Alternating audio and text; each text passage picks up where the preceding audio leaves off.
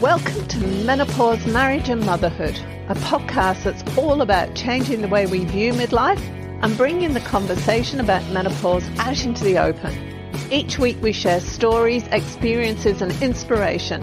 We talk to experts on how to best navigate this time of life and find out how other people have not only survived but thrived through this time. I'm your host, Karen O'Connor. Hello and welcome to today's episode. Today I'm with Ryan again. Hello, Ryan. But it's going to be me that's doing the talking mostly, and Ryan that is kind of going to be prompting me and asking me questions. Now, I've got to say that I haven't even told him what we're going to cover here. I've just said, I'm going to talk about people pleasing. And he went, oh, that sounds interesting. That's as far as we've got in the conversation. Which, let me start off with that, because this, I expect you, and it is an expectation, to just hop yourself on these episodes and we just start talking, because that's how a conversation goes, right? Yeah. So what's brought up this whole thing was I was doing a recording last week with somebody, and I did exactly this. I mean, all my episodes are conversations. I never have a list of questions. They're not interviews. I don't want to do interviews. I want people to feel like they're listening to a conversation between two friends. Mm-hmm. Anyway, I asked this particular guest a question, and I had something in mind that I wanted her to answer it from, and she didn't understand where I was coming from. So when she finished saying, I said, oh, that's not quite it. This is where I was coming from. And I shared a little story. And when I finished sharing the story, I said, so what are your thoughts on that? And she said, I don't have any. I went, oh, okay. And the conversation didn't go very well after that. When we finished recording, I said to her, did I offend you in some way? And these are the 2 points I want to come at this conversation from. I said, did I offend you in some way? And she said, no. But if you'd like a little feedback, I'm not used to podcast hosts sharing about themselves or doing any talking, because it's usually all about the guests. So I just want to let you know that it can make people feel really uncomfortable if you share yourself. And I said, but I don't interview people. I have conversations with people. Anyway, what I did was, in that situation, I did what I always do, and I gave her the space to talk into. And I realized, I was in a conversation after this, so there were two things went on. One, this whole ability to have a conversation and just jump around in a conversation. When you're talking to somebody that you don't necessarily know, or in that situation where you're on a podcast and you expect to be talking about something and the host comes along and does something unexpected, I expect people to be able to just deal with that and go with the flow. But I think it's actually an acquired, what's the word? It's an acquired, what's the word? No, not taste. Skill. It's skill. That's the word. It's an acquired skill. It's actually something that doesn't come easily to a lot of people. Mm-hmm. Would you agree with that? I mean, the thing is, you're around actors a lot. I mean, that's one of the things I was going to say. They have to think on their feet. There's an old, I think it's a Japanese kind of saying that says that everyone has 3 masks that they wear in real life. And the first is the mask that you present to the outside world. That's the mask of the personality that you are to complete strangers. And the second mask is the mask that you are to people who you're very intimate with. And that's who you are for your friends or your family, and even like your spouse. And then the last mask is the mask that you wear for yourself, right? And it is important to note, I think, all 3 are masks. There is never a time when you don't wear a mask. And to be honest, in my experience, that's very accurate. You do choose, as an actor, to be people in certain moments. There is never a moment in which you don't choose to be a specific person. All right. And so when you say that, like my reaction as an actor is, what? You can talk about things all the time. Everyone talks about things all the time. All the time. Conversations are not spent going, this is a rehearsed question, this is a rehearsed answer. Actually, in fairness, conversations do have a little bit of, they're talking, I'm going to come up with what I'm going to say next. But, living is natural. And I think everyone has the capability to respond naturally to a conversation, especially in a podcast form. Like if this was live to a live audience, then you have other things that get in the way, like a certain nervousness. And I suppose people could get nervous in a podcast. I mean, I don't, but I am an actor. So anyway, the point I'm saying is, I think that that's stupid. That is my professional opinion as an actor. I think, look, warning people is fine. You definitely can warn people. You probably should warn people from a moral perspective, because it's nice for people to have an expectation of what happens. However, given the fact that we exist in a world in which we're constantly required to talk to people in unrehearsed conversation, I don't personally think that's necessary. That's just me. I think as well, there was a lot of thwarted expectations. Yeah. She had an idea of how it was supposed to go and it didn't. And the second one, I think, is predictability. She wanted certainty. She wanted to know how it was going to go. And what she didn't expect, what she expected was a question from me. She didn't expect a little 2-minute story to fill her in on the background of where I was coming from. That was not appropriate in her world. Yes, it's and I think it's fair to have a different perspective. It is fair to have that. I don't think it's necessarily fair to refuse to act on anything other than that expectation. Like, she can be tripped up by it. We can all be surprised occasionally. But, it is just a conversation. In terms of performance, you like to do an improvised kind of performance. Something more like what we would say is commedia dell'arte, which is the existence of a character, but not a script. How the character would react to any given scenario. And so you can improvise any performance on the fly. You don't require a script. That's what you have in your podcasts. You require them to bring a character, not a script. And I suppose a lot of other podcasts require a script, because then you don't need a character. You just need a script. It's an interesting perspective, I think, from an actor, that those two things are very, very different. But I quite like how performances evolve. So, I mean, are you offended? No, not so much by that. What happened was, and it's taken me a little while to get to, this isn't really about her, of course, or her actions. This is about me and my reaction, right? So I just want to get this out there. It's all about me. Your dad and I, as you know, have been doing personal development since 2002.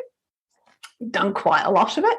But that very first personal development course that I went on, the Landmark Forum, I remember sitting in there and watching the forum leader. I like observing people, so does Ryan. It's one of the reasons why we have such fabulous conversations, in my opinion. I watched the Landmark Forum leader, and people would get up to share, and there'd be these terrible stories, or they'd be taking things out. They'd be yelling at the forum leader, and the forum leader just sat there, and I got it. Yes, I got it. They didn't take the emotion on board. They just got where that person was at without making it mean anything about themselves. And I remember sitting there at the time and going, I want to be able to do that. So when I'm confronted by something like this woman the other day, or another one that you would relate to is the nanny that we had when the girls were little, Carmen, who, I don't know whether you remember her offload as she left. And it was really vitriolic, like she was full on yelling at me. But when that happens, I will just stand there and go, I got it. I got it. And I hear everything they say. I get where they're at, and they walk away nice and free.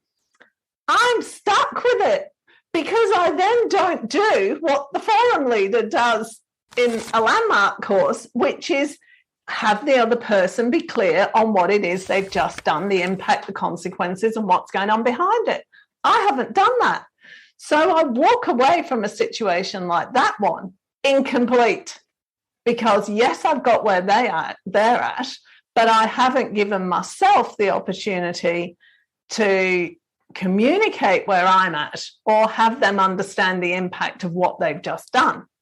Mm-hmm. And that is where, like, one of the things that we've always said with Landmark is, or with any kind of personal development, is it starts out for good, but you can always turn it to evil. There's a dark side. The dark force goes with personal development. I've taken that ability to get where people are at and turned it into a people-pleasing thing, because I wanted to make sure she was okay. Are you okay? What's going on? Did I offend you? And then just get in it. Okay. I hear you. So that's what I wanted to discuss, because that was really interesting for me, because I don't give myself the opportunity to go, okay, got it? Now, this is the what so. This is the impact of what you've just said. Mm-hmm. Okay. No, I hear you. That's not the perspective I would necessarily have, because I have a very similar reaction to people being angry with me, which is, it happens. Everyone makes mistakes. I certainly do. And when that happens, people get angry with me, sometimes dastardly. But the point is that when they unload, I am generally quite calm about it. I hear you. I understand that. How can I be generally on my side?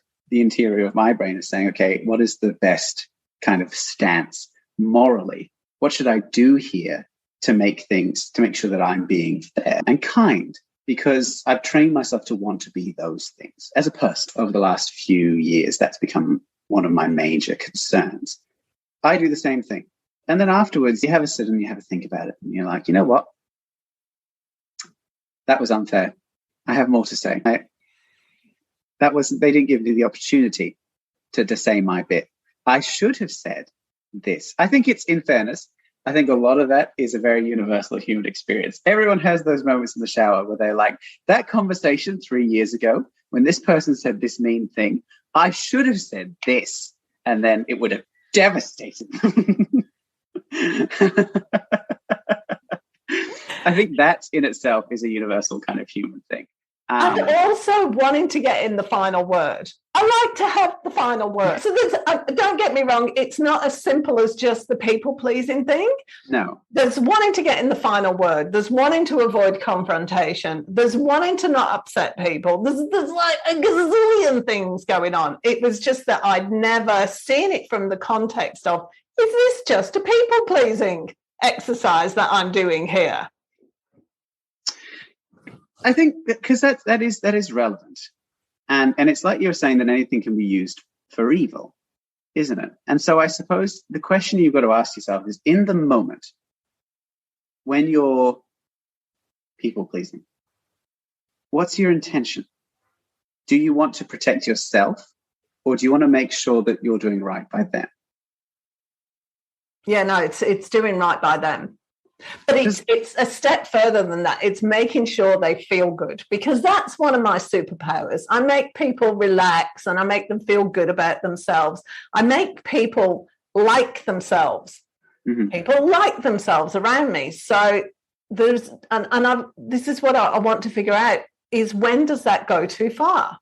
At what point do I, because in any situation, in this situation, I don't want to walk away feeling incomplete again. So what is it I need to do, and what are the trigger points where, or the pivotal moments where I should have a plan B. This is the course of action I could do if I don't want to walk away incomplete. Yeah, no, that's something I've been trying to think about as well, like as a person in my life over the last several years. And I've come to a conclusion I don't think that you're going to like. I certainly don't like it, which is why I'm resisting it. But the conclusion is, you're doing the right thing. The incompleteness is not because of something that you're doing. If someone is angry, they deserve someone who will listen. and who will say, all right, you are heard. This is where I'm at, and I can see where you're at. Why don't we try to compromise in a way that's fair for you? I'm going to take your story on board and move closer to you. That's how compromise works, because it expects them to say, you're heard. I understand where you're at. This is where I am at. I'm going to take a step closer towards you. I think the unfairness that you're feeling is because of a lack of reciprocation, which isn't on you. You can't control that. And I think that kind of leads you logically to the conclusion that you kind of just have to feel like it's unfair, because you can't not give them the opportunity to do better. I think it's important to note that that feeling is not because of anything that you're doing.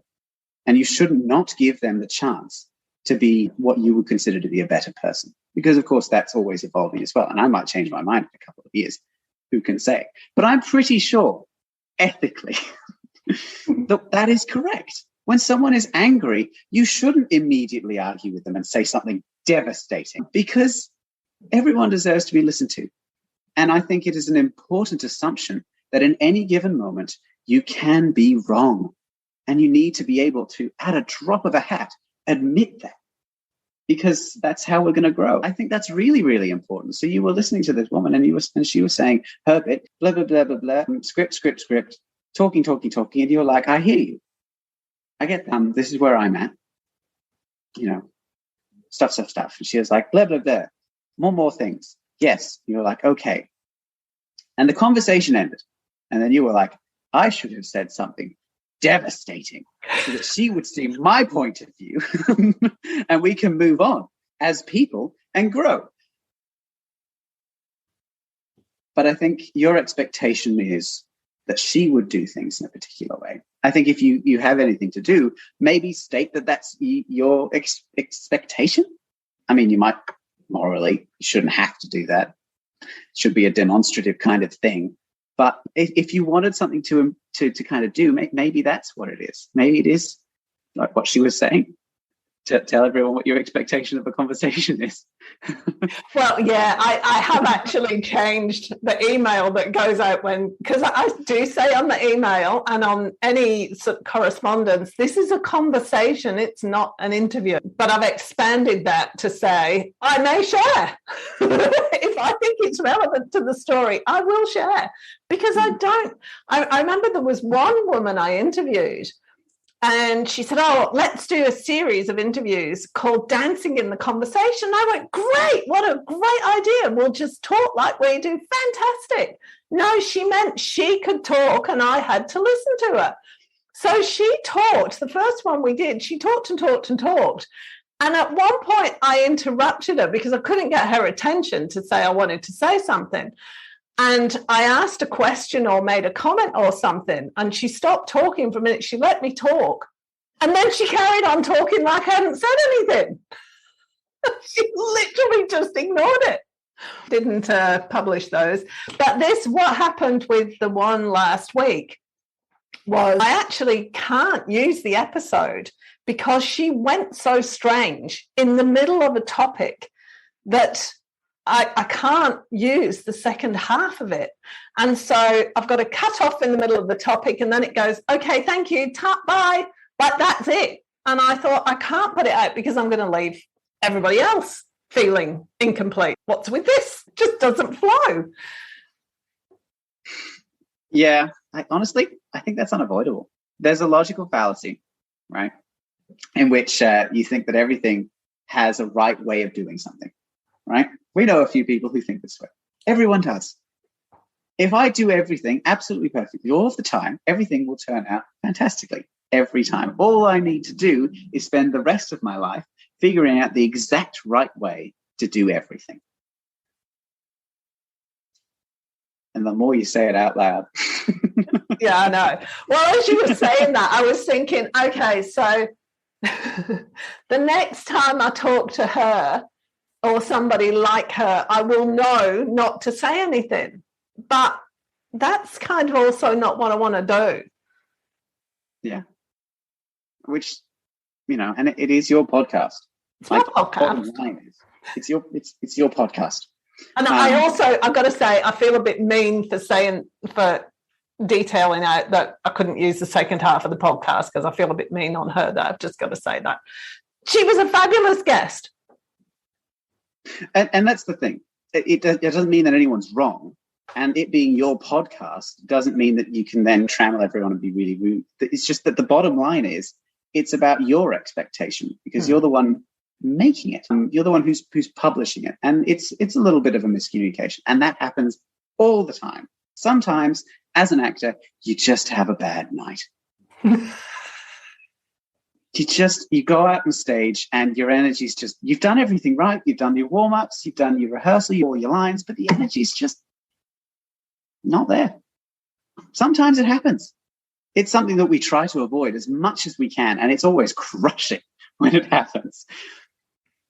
But we're people. We're humans. We're processes. And sometimes you just have to accept that you are going to have an episode where you can't use the second half.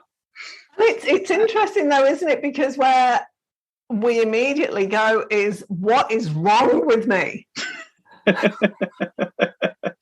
It's psychologically, actually, I find it quite adorably tragic. It's because, okay, we're humans, right? And it's argued that one of the major things that has set us apart in terms of sentience is our ability to ask, why did this happen?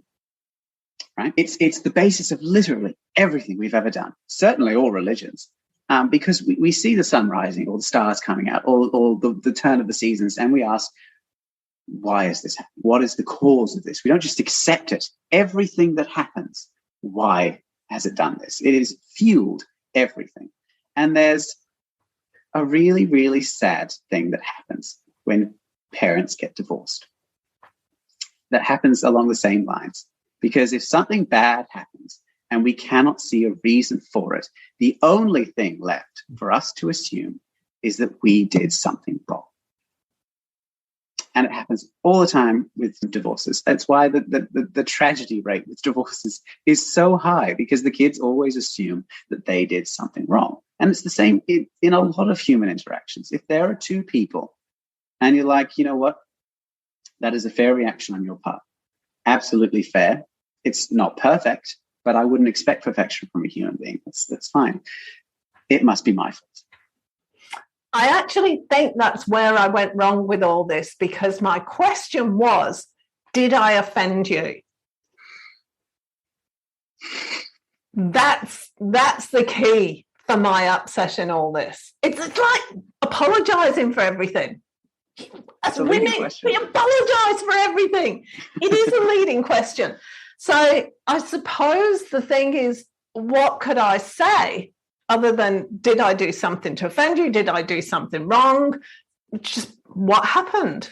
Was there something that happened? I think that's a really good point. The way we phrase things is so important. As an actor, as a writer, as a human being, it's so important. Did I offend you? Is a hooked question, and the hook is not pointing at her.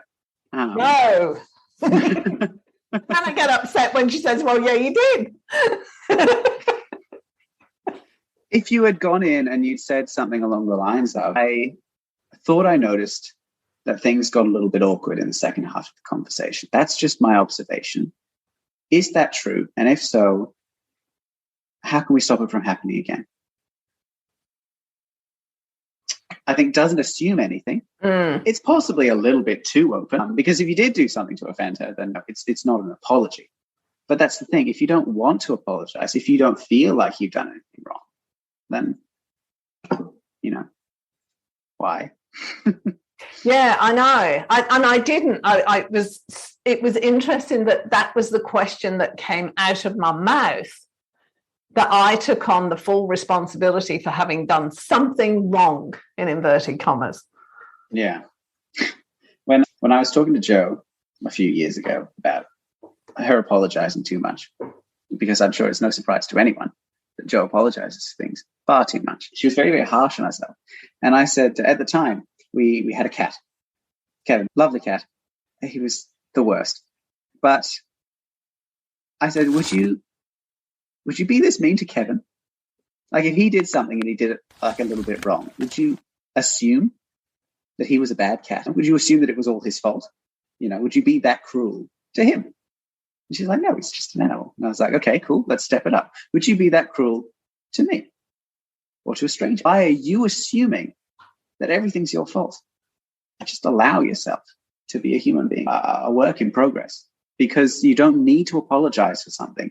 If you aren't aware that you've done anything wrong, if you are aware that you've done something wrong, that is a completely different story. Completely different story. But you shouldn't have to go into a conversation and be like, I am not sure what's wrong. I'm going to assume that I did something terrible. So, my bad, everyone. And I think women in particular tend to do that.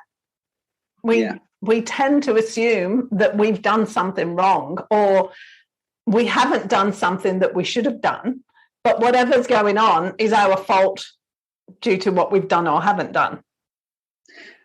And I think this leads quite nicely onto what you were saying about the forum leaders, because the forum leader in this case wore a mask, right? I absolutely would doubt that is how they act with their spouses or their children or their best friend.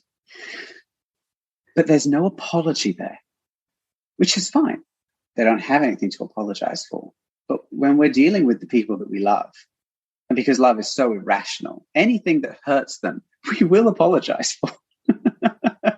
And if you extend that care, that unconditional love to the people that you're dealing with, if you're trying to be kind, and love is the basis of kindness, then your instinct will be to apologize, either for being a certain way or not being a certain way, or doing something or not doing something, or if the world around you is terrible and you have no control over that, and you'll apologize for having no control over that, because you obviously should be able to control that. And it just goes on and on and on. So I think, is it that lack of apology is what you admired in the forum lead?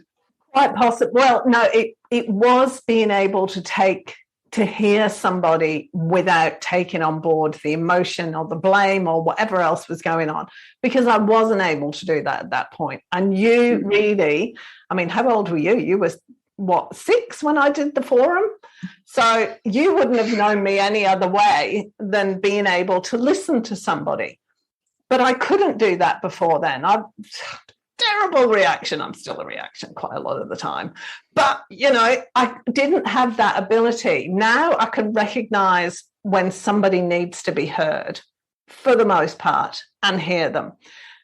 And it is that apologizing. It's the taking responsibility. And that's it. That's the other thing as well. Where does responsibility end in all this? Good question. I know, right? Like, it's really messed up, isn't it? Entangled. It's really entangled. Because on the one hand, you should try to take responsibility for as much as possible, because we have a responsibility to ourselves and to the world around us. But on the other hand, sometimes I've had a really bad day in which I've tried to do everything right, and I had no reason to think I was doing anything wrong, and everything went wrong. Was it still my fault? Arguable. Very arguable. And so on those occasions, I do apologize. In retrospect, I don't blame myself, but I still take responsibility for it. I don't apologize for it anymore, but I do thank the people involved for their involvement. I think, because that's one of the things I said to Joe about the sorry, this is just another tangent. I said, whenever you say, or you go to say, I'm sorry, or a related thing, change it. Instead of saying, I'm sorry for being so sad, say, thanks for being patient. And instead of, I'm sorry that I'm late, thank you for waiting. Because sorrow is a very selfish emotion, isn't it? Very poor me, and I hate poor me. I think that's one of the things that's driving me nuts about this is, I do poor me, don't get me wrong, but I also, I'm not comfortable with it. It's not a persona that fits me well at all. Well, we've been over the spectrum of emotion and how you have to feel all of them, and sorrow is one of those things. Very selfish emotion, sorrow, but you have to feel it. I think what you're angry about was that was your knee-jerk reaction. Possibly. She was at she blah, blah, blah, blah, blah. And you were like, sorrow. I have an emotion. Yeah, no, it kind of wasn't sorrow at all. It was more, I suppose I didn't. It wasn't sorrow. I don't mean sorrow in and of itself. I don't mean you suddenly felt tragedy. I'm sorry. I'm paraphrasing here. Sorrow is in my reaction is sorry. There is a hurt. There is a thing, and I'm going to do everything that I can to fix it. Yes. Which is not necessarily what sorrow is, because sorrow is immobile emotion. It doesn't move anywhere. Anger is the opposite reaction. The other end of that spectrum. It's all action. Which is generally me, which is why I don't do sorrow very well. Right? It's a mood. So, yeah, I think that the fact that was your first emotion, that was that kind of apology, that assumption that you'd done something wrong, was why you were incomplete, why you were upset about the way the conversation went. I still think, personally, that you did everything fine. I wouldn't say right, because I don't think there's such a thing as right. I went to say that you did everything right, but let's just assume that you can't do anything right. I think you did fine. I think that was morally and socially and personally a good reaction. It works. The fact that you felt incomplete is because of your assumption of what she would do. And that's not something that you can control. Yeah, possible. I don't think the incompletion's about what she didn't do. The incompletion's about what I didn't do. But what didn't you do then? I didn't necessarily communicate. I didn't communicate what was going on for me. I didn't give myself the opportunity to communicate my reaction to what she'd said. Okay. I gloss over it. Yes. Had you processed it at that point? No, not really. That's the other thing that I find is a lot of the time, if there's an emergency, or certainly if there's an argument, you put the emotions to one side and you deal with them later. I will process them in my own time, which means that I never get to confront people about when I'm angry in a moment, because I'll process that later. Yep. And if you weren't able to process it in the moment, then that's a relevant thing to be aware of. If you're not aware of that, then if you want to avoid that next time, you probably need to say, make them aware of that. I have more to say, and I will follow up on this when I figured out what it is. That's probably it. I think that's it. It's just that I didn't communicate where I was at, but I couldn't, yes, because I do get off it, completely get off it, and I cannot get back into myself for a little while because I'm just like, no, get over there while I just be in the moment. Yep. I find it happens to me as well. Joe's always like, you're so grumpy in the moment. I'm like, I'm really not. There is no emotion there whatsoever. No. I'm just moving.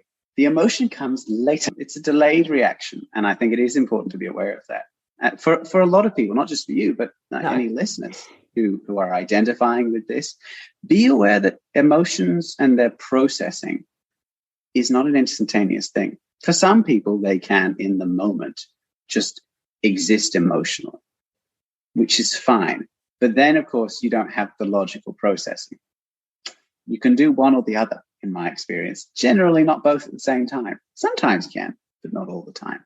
And the arguments that you see where people just really rev up to something, like you were saying about Carmen, that does have a trail in. She'd have to figure out what she was feeling and how she was feeling and what she was saying and all those kinds of things before she got there, because you do need to rev up to it. But doing that means the person that you're arguing with also haven't had time to rev up to that moment. So it's not fair. It's not a fair emotional kind of thing. So I've gotten into the habit, and this might be helpful, of saying, look, I haven't really processed what we're discussing right now. I will get back to you when I have. But at this point, this is what I think. I actually say that fairly often when I have, when we're going through a crisis, because there are a lot of crises in my life, everyone. I have a very crisis-filled life. It's fantastic. And when something goes wrong, as it often does, Jill will be like, how are you feeling? And I'll be like, honestly, haven't processed it yet. I'll let you know. But for now, I'm doing this. That's a really good point. Yeah. You have to be aware that I think a lot of people assume that the emotional kind of stuff just happens.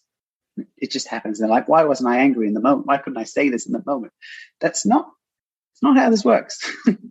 You feel it. And the feelings, like what you call anger or sadness or envy, is what you've labeled it after it's happened. In the moment, it doesn't come up under a label of anger. You just get this feeling. You can identify it afterwards. But it's not labeled. It doesn't have meaning. It just is.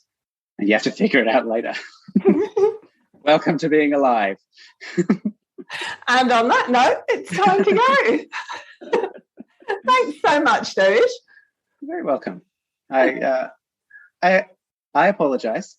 I should have let you talk a little bit more, but I really appreciate your hearing me. Okay, I'll go away and process what you just said, and I'll get back to you. Nice. See, we're working on it. We're learning.